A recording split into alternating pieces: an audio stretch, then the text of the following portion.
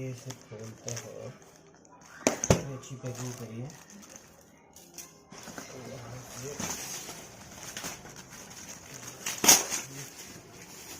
अच्छे से करा है और ये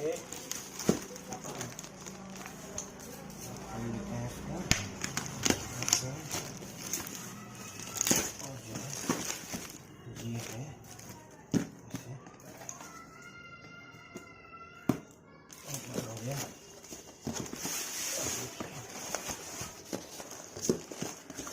और की कंडीशन काफ़ी अच्छी है।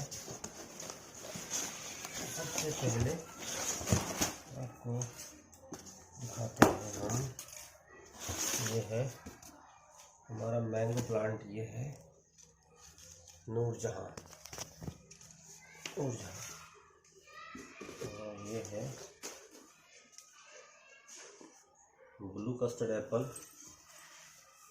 और ये है कस्टर्ड एप्पल, एक और कस्टर्ड एप्पल का प्लांट है।